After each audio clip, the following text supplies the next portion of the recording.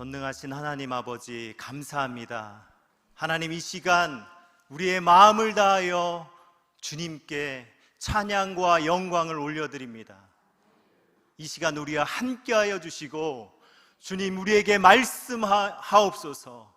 우리가 아멘으로 화답하고 주님 뜻 가운데 순종하며 나아가는 저희들 될 수 있도록 인도하여 주시고, 아버지, 이 예배 가운데 성령님께서 임재하여 주시사 마음을 다해 드려지는 예배가 될 수 있도록 아버지 함께하여 주옵소서. 감사드리며 이 모든 말씀 예수 그리스도의 이름으로 기도드립니다. 아멘. 할렐루야. 네, 오늘 함께 보실 말씀은 느헤미야서 1장 1절에서 11절 말씀입니다. 느헤미야서 1장 1절에서 11절 말씀, 우리 한 절씩 힘차게 교독하도록 하겠습니다. 하갈의 아들 느헤미야의 말이라. 아닥사스다 왕 제 20년 기스로월에 내가 스산궁에 있는데 내 형제들 가운데 하나인 하나니가 두어 사람과 함께 유다에서 내게 이르렀기로 내가 그 사로잡힘을 면하고 남아있는 유다와 예루살렘 사람들의 형편을 물은즉 그들이 내게 이르되 사로잡힘을 면하고 남아있는 자들이 그 지방 거기에서 그 환난을 당하고 능욕을 받으며 예루살렘 성은 허물어지고 성문들은 불탔다 하는지라. 내가 이 말을 듣고 앉아서 울고 수일 동안 슬퍼하며 하늘의 하나님 앞에 금식하며 기도하여 이르되 하늘의 하나님 여호와 크고 두려우신 하나님이여, 주를 사랑하고 주의 계명을 지키는 자에게 언약을 지키시며 긍휼을 베푸시는 주여 간구하나이다. 이제 종이 주의 종들인 이스라엘 자손을 위하여 주야로 기도하오며 우리 이스라엘 자손이 주께 범죄한 죄들을 자복하오니 주는 귀를 기울이시며 눈을 여시사 종의 기도를 들으시옵소서. 나와 내 아버지의 집이 범죄하여 주를 향하여 크게 악을 행하여 주께서 주의 종 모세에게 명령하신 계명과 율례와 규례를 지키지 아니하였나이다. 옛적에 주께서 주의 종 모세에게 명령하여 이르시되 만일 너희가 범죄하면 내가 너희를 여러 나라 가운데에 흩을 것이요 만일 내게로 돌아와 내 계명을 지켜 행하면 너희 쫓긴 자가 하늘 끝에 있을지라도 내가 거기서부터 그들을 모아 내 이름을 두려고 택한 곳에 돌아오게 하리라 하신 말씀을 이제 청하건대 기억하옵소서. 이들은 주께서 일찍이 큰 권능과 강한 손으로 구속하신 주의 종들이요 주의 백성이니이다. 주여 구하오니 귀를 기울이사 종의 기도와 주의 이름을 경외하기를 기뻐하는 종들의 기도를 들으시고 오늘 종이 형통하여 이 사람들 앞에서 은혜를 입게 하옵소서 하였나니 그때 내가 왕의 술관원이 되었느니라. 아멘. 아멘. 사람이 친구를 위하여 자기 목숨을 버리면 이보다 더 큰 사랑이 없나니 너희는 내가 명령하는 대로 행하면 곧 나의 친구라. 아멘. 우리의 친구 되시고 왕 되신 예수님께서 우리를 대신하여 십자가에 못 박혀 죽으심으로 우리에 대한 사랑을 증거하셨습니다. 6월은 호국 부원의 달입니다. 이 땅을 위해 목숨을 바친 그 핏값으로 우리는 대한민국에서 살고 있습니다. 우리는 그들의 헌신을 기억해야 합니다. 하나님의 전적인 은혜입니다. 우리는 이 은혜를 기억하고 그 사랑 가운데 내 이웃과 삶의 현장에서 나라를 위해서 그 사랑을 전하는 시냇가 푸른나무 성도 여러분들이 되시길 주님의 이름으로 축복합니다. 아멘. 할렐루야. 네. 오늘은 느헤미야 1장 그 말씀을 통해서 함께 말씀을 나누길 원합니다. 오늘 본문인 느헤미야의 역사적 배경을 보면 1절에 아닥사스다 왕 제20년이라고 나와 있습니다. 아닥사스다 왕 제20년은 BC 455년이었습니다. 이때는 남유다가 망하고 조상들이 바벨론에 잡혀온 지 130년 정도 흘렀을 때입니다. 역사적으로 볼 때 느헤미야는 바벨론 포로로 잡혀온 그 부모에서 태어난 3세 정도로 우리는 예측해 볼 수 있습니다.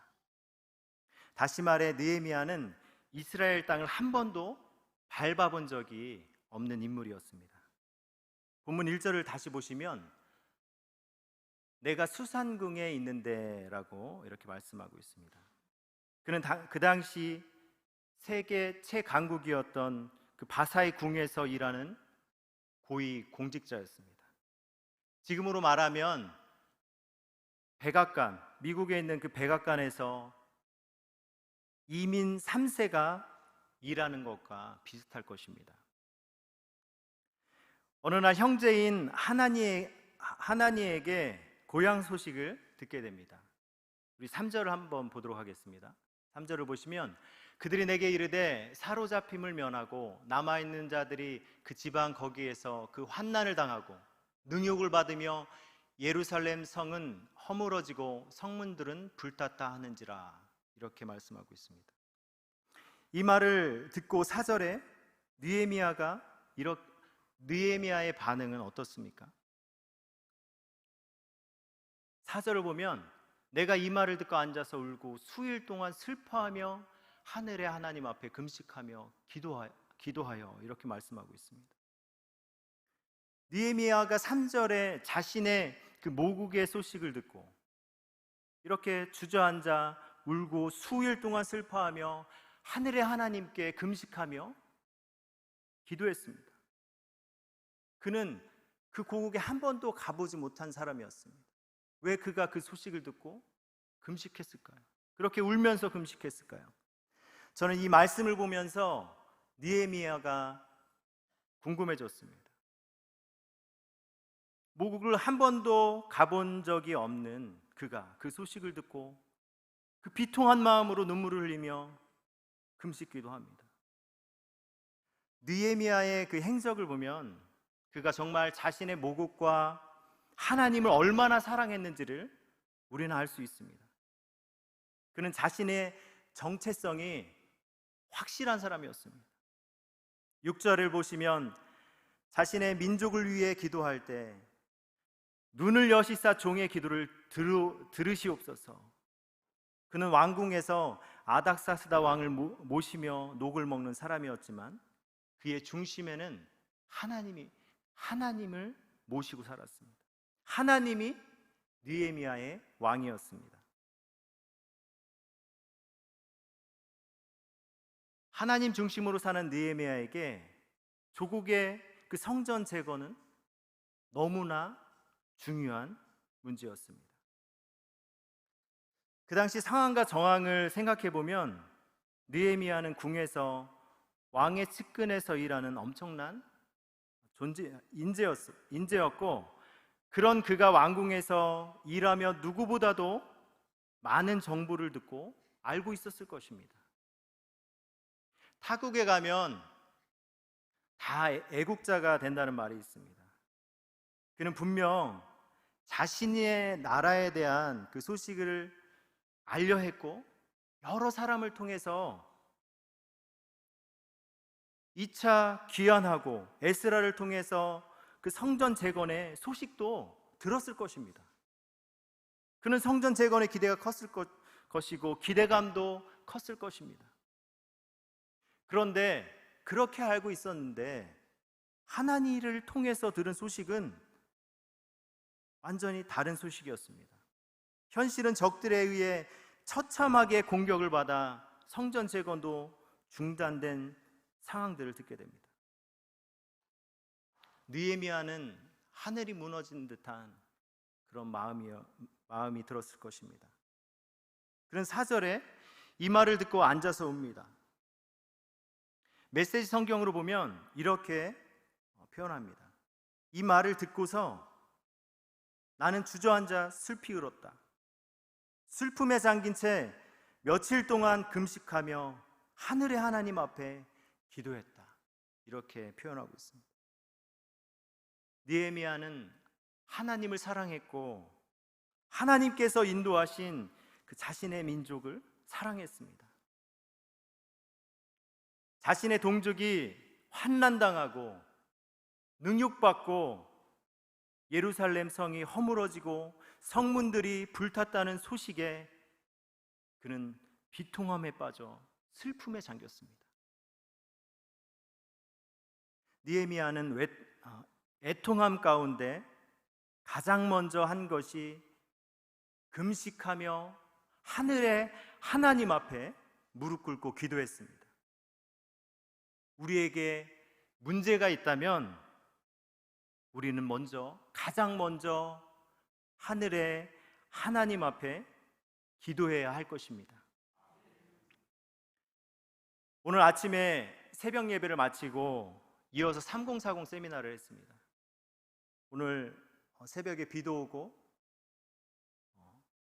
오늘 담임 목사님께서 헤드셋을 끼고 이렇게 말씀을 전하셨는데 어제 김건모 전도사님과 조정을 한다고 했는데도 좀 소리가 하울링이 있고 좀 울렸습니다. 다 마치고 목사님께 가서 문제되는 부분을 잘 해결할 수 있도록 하겠다라고 이렇게 말씀드렸습니다. 담임 목사님께서 원인을 잘 찾아서 해결할 수 있도록 하라고 하면서 하시는 말씀이 저한테 꼭 기도하라고 이렇게 말씀하셨습니다. 저는 그 말씀이 제 내리에 남았습니다. 어느 순간 저의 이 교회 사역이 어느 정도 안정화되면서 기도가 우선이 돼야 되는데 그냥 늘 일상적으로 했던 모습들을 뒤돌아보게 됐습니다. 우리의 모든 것들, 우리의 삶에서 작은 것도 우리는 하나님께 하듯 하고 늘 기도로 우선되어야 합니다. 기도할 때 하나님이 일하시고 길을 열어주십니다. 느헤미야는 비통함과 슬픔 가운데 빠져 이 사람 저 사람 만나서 해결하려고 하지 않았고 가장 먼저 하나님 앞에 엎드려 기도했습니다. 기도는 하나님과 연결하는 호흡이기 때문에 기도가 멈추면 우리의 영이 말라버립니다. 기도하지 않으면 언제 그랬냐는 듯이 하나님 없는 사람처럼 살게 됩니다. 제가 이렇게 자신 있게 말할 수 있습니다. 왜 이렇게 말할 수 있을까요? 저도 그렇게 해봤습니다. 기도 안 하면 우리의 영이 막힙니다. 그리고 어느 순간 이 세상 가운데 하나님이 없는 사람처럼 자신도 모르게 살아가는 우리의 모습을 발견하게 됩니다. 기도가 멈추면 내가 판단하고 내가 정죄하고 죄악된 그런 모습들이 계속해서 올라옵니다. 혹시 기도가 멈춰 있다면 다시 무릎으로 주님께 나아가십시오. 기도가 열리면 우리의 영이 회복되고 내 뜻이 아니라 하나님의 뜻을 구하게 됩니다. 느헤미야는 하나님께 기도로 매달리는 사람이었습니다. 이 밤에 기도할 때 성령께서 우리 성도들에게 그 성도님들의 그 마음 가운데 기름 부어 주셔서 기도의 문이 열리는 그런 은혜의 시간이 되길 기도합니다. 느헤미야는 하늘의 하나님께 이렇게 간구합니다. 우리 6절을 보시면 이제 종이 주의 종들인 이스라엘 자손을 위하여 주야로 기도하오며 우리 이스라엘 자손이 주께 범죄한 죄들을 자복하오니 주는 귀를 기울이시며 눈을 여시사 종의 기도를 들으시옵소서. 나와 내 아버지의 집이 범죄하여.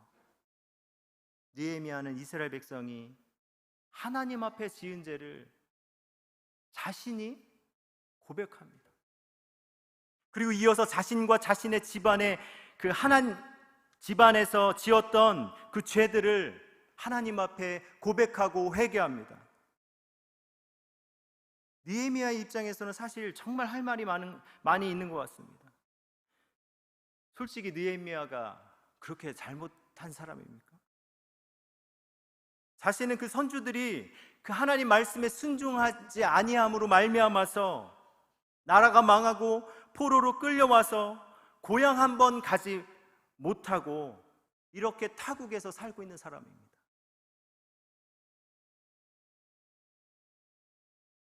근데 놀라운 것은 느헤미야가 이 상황에서 가장 먼저 민족의 죄악들을 자신이 고백하며 하나님 앞에 나아간다는 사실입니다. 누가 잘못했고 그래서 이렇게 된 거고 편가라고 평가한 것이 아니라 주님께 우리 민족의 죄악을 고백하고 자신이 지은 죄와 자신이 집안에서 지은 모든 죄악들을 주님 앞에 고백하고 회개하며 용서를 구합니다.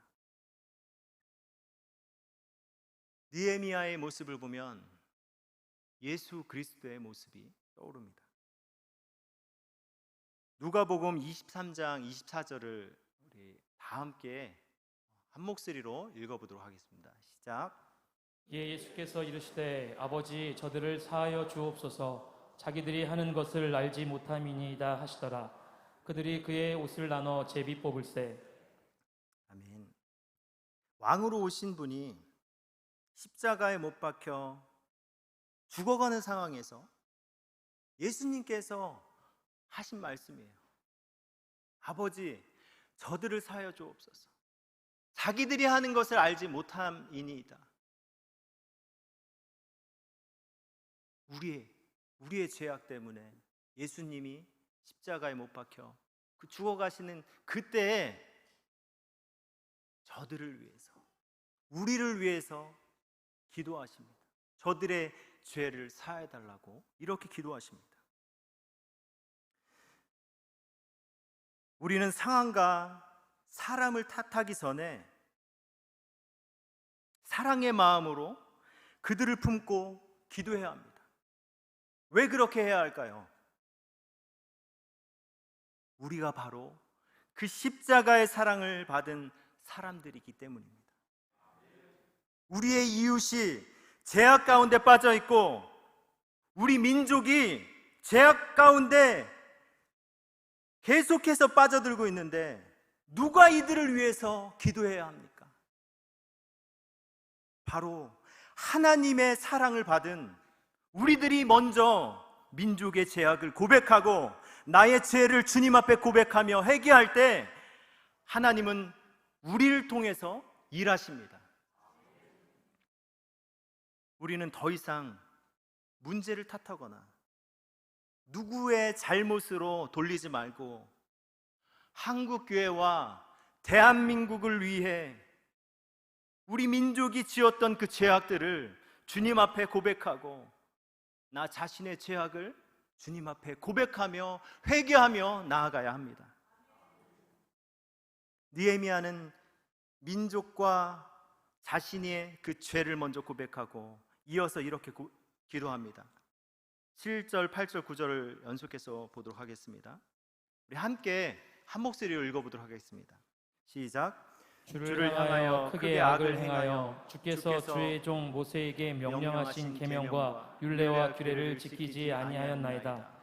옛적에 주께서 주의 종 모세에게 명령하여 이르시되 만일 너희가 범죄하면 내가 너희를 여러 나라 가운데에 흩을 것이요 만일 내게로 돌아와 내 계명을 지켜 행하면 너희 쫓긴 자가 하늘 끝에 있을지라도 내가 거기서부터 그들을 모아 내 이름을 두려고 택한 곳에 돌아오게 하리라 하신 말씀을 이제 청하건대 기억하옵소서. 아멘. 느헤미야가 이렇게 기도하는 겁니다. 주님, 우리의 민족, 그 죄악들, 저의 죄, 그 모든 죄악들을 용서하여 주시옵소서. 이제 다시 주님께 돌아와 주님의 그 말씀대로, 그 계명대로 순종하며 살겠습니다. 다시 돌이키겠습니다. 이렇게 기도하는 것입니다. 죄악을 고백했다면 우리는 돌이켜야 합니다. 회개가 무엇입니까? 내가 갔던 길이 잘못된 길이라면 돌이켜 하나님이 원하시는 길로 가는 것입니다. 하나님을 떠나 죄악된 모습으로 살아갔던 자신을 돌이켜 이제는 하나님 말씀 앞에 순종하는 것입니다. 오늘 이 밤에 그 회개의 역사가 일어나는 밤이 될 줄 믿습니다. 느헤미야의 간절한 간구의 기도를 통해 하나님께서 일하실 수 있는 길이 열립니다. 느헤미야가 처음부터 술 맡은 관원이 아니었습니다. 11절을 보시면 주여 구하오니 귀를 기울이사 종의 기도와 주의 이름을 경외하기를 기뻐하는 종들의 기도를 들으시고 오늘 종이 형통하여 이 사람들 앞에서 은혜를 입게 하옵소서. 그렇게 기도하였더니 그때에 내가 왕의 술관원이 되었느니라.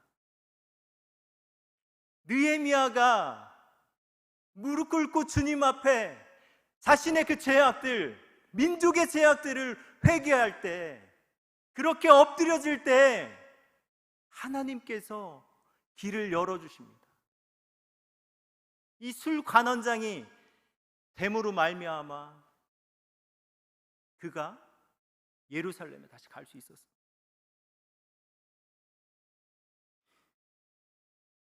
느헤미야가 처음부터 그 왕의 술관원이 된 것이 아닙니다. 느헤미야의 민족을 위한 자복의 기도, 자신의 죄악에 대한 회개의 기도, 이제 돌이키겠다는 그 믿음의 기도를 드리고 주님 앞에 간절히 매달릴 때 하나님께서 응답하십니다.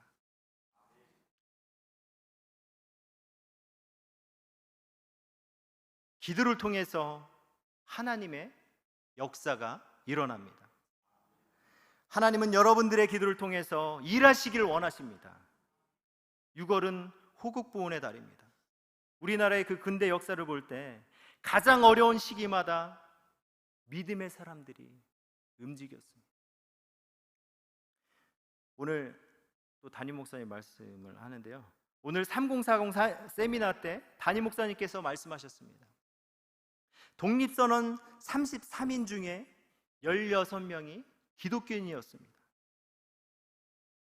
그때 기독교 비율은 0.9%였다고 합니다. 33명 중에 16명입니다. 1%도 안 되는 그들이 3.1 운동의 준비, 그 모의 단계부터 그 모든 그 시작부터 끝까지 정말 주도적인 역할들을 그들이 수행했습니다. 가장 어려운 시기마다 기독교인들은 죽음을 마다하지 않고 행동했습니다. 다음 주면 6.25 전쟁 71주년이 되는 해입니다. 이 전쟁으로 인해 수많은 사람들이 죽었습니다. 우리는 이들의 피값으로 자유 대한민국에서 살아가고 있습니다. 여러분들 혹시 윌리엄 월쇼라는 그 선교사님을 알고 있습니까? 그는 1890년 미국 시카고에서 태어나서 1921년 한국에 와서 영변과 만주 등에서 선교 사역을 하셨습니다. 6.25 전쟁 때는 주한미군에 자원 입대하여서 군목으로 활동하셨습니다. 그의 아들 윌리엄 해밀턴 쇼는 하버드 대학 박사 과정 중에 대한민국의 그 전쟁 소식을 듣고 한국에 와서 우리나라를 위해서 대신 싸우다 전사했습니다. 꽃다운 나이, 하버드 가장 똑똑한 인재였습니다. 그가 우리나라를 위해서 목숨 바쳐 싸웠습니다. 오늘 이들에 관한 영상을 잠깐 한 3분 정도 되는데요. 보도록 하겠습니다.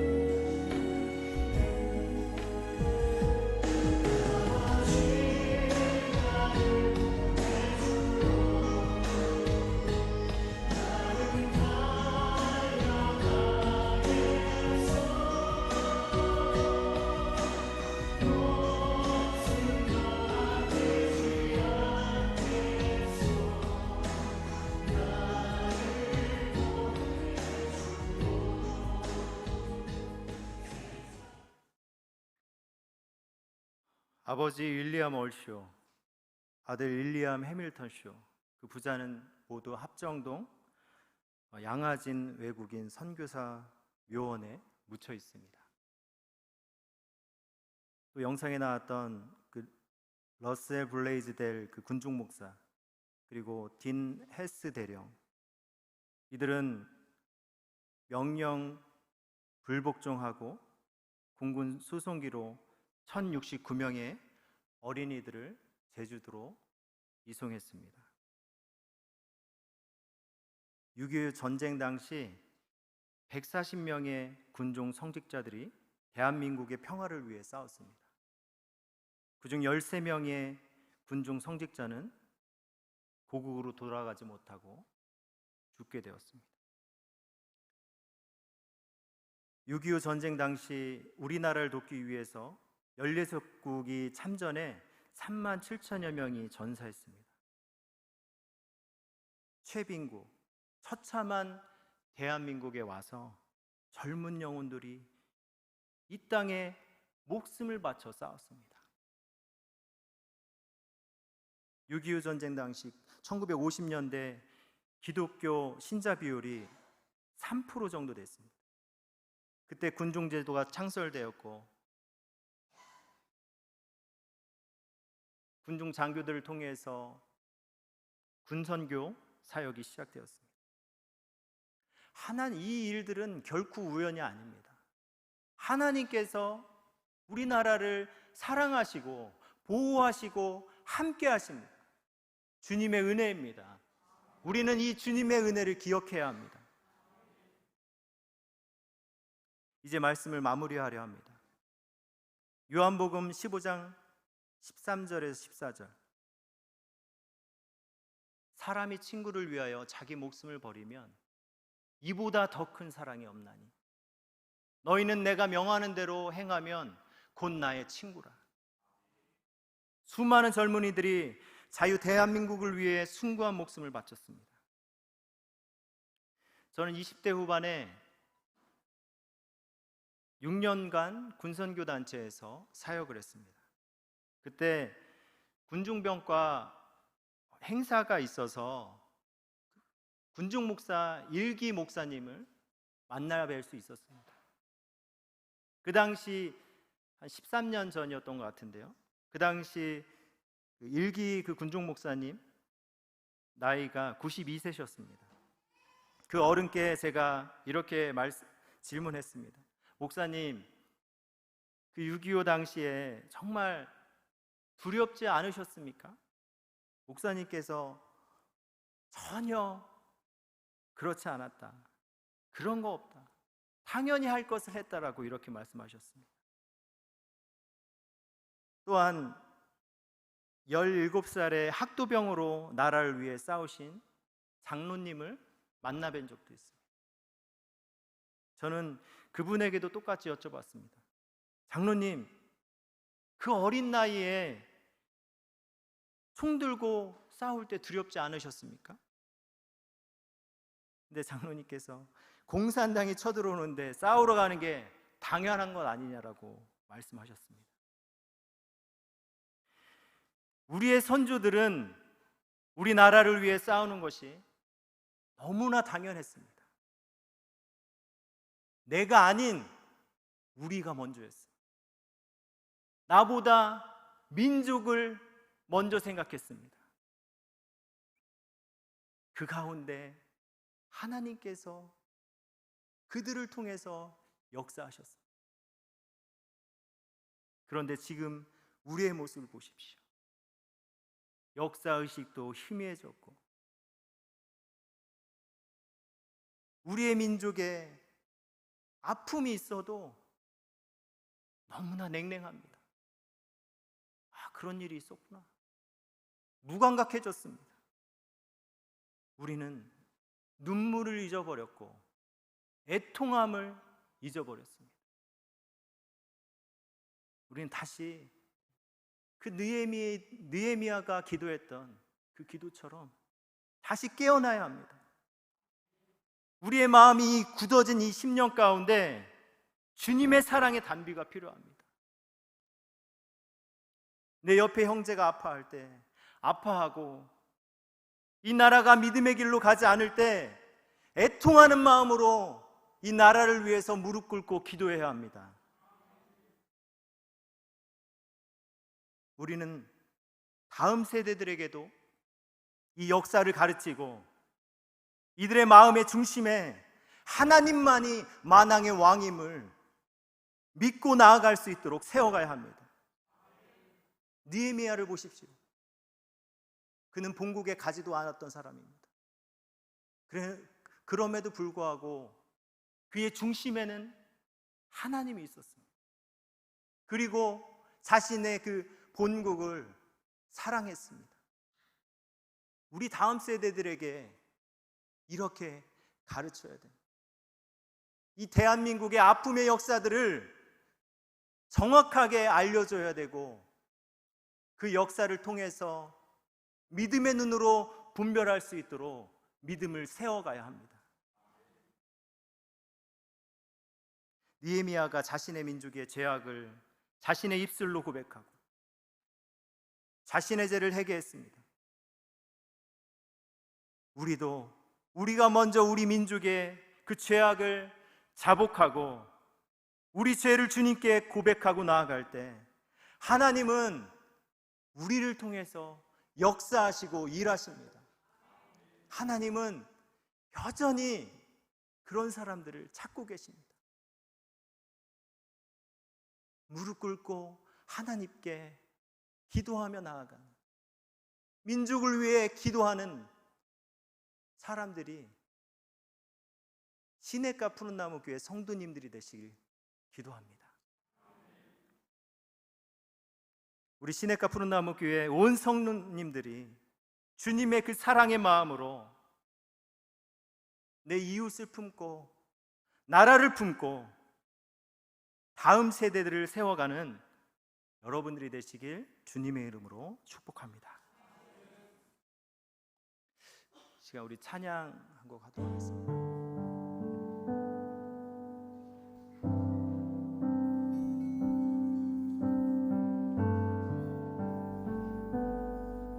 함께 찬양하겠습니다. 보소서 주님, 보소서 주님, 나의 마음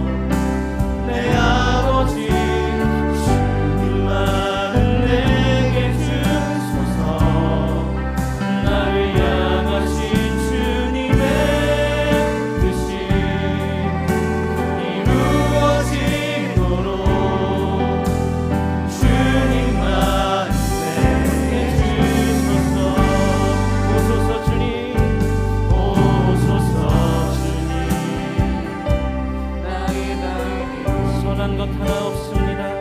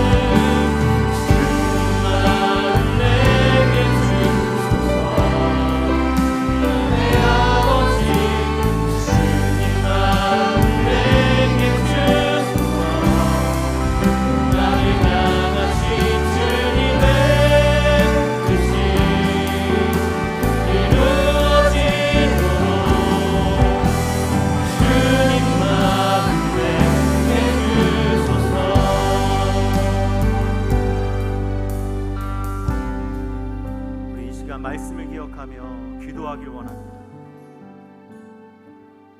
우리 느헤미야를 보면서 느헤미야가 자신의 민족을 보면서 주저앉아 울었습니다. 그리고 애통하는 마음으로 하나님 앞에 금식하며 기도했습니다. 그가 처음 했던 기도는 민족의 죄를 자복하고 나의 죄를 회개했습니다. 우리 이 시간 우리 민족을 바라봅시다. 우리 민족 가운데 죄악들이 너무도 많이 있습니다. 그 죄악들을 평가하고 판단하는 것이 아니라 주님 앞에 무릎 꿇고 주님, 우리 대한민국, 우리 민족의 죄를 용서하여 주시옵소서. 그리고 내가 지었던 죄 주님 앞에 회개합니다. 우리 이 시간 마음을 다해서 주님 앞에 회개의 기도합시다. 민족의 죄를 회개하며 나의 죄를 회개하며 우리의 다 함께 주여 통성으로 외친 다음에 기도하도록 하겠습니다. 주여, 아버지 하나님, 정말 주님 앞에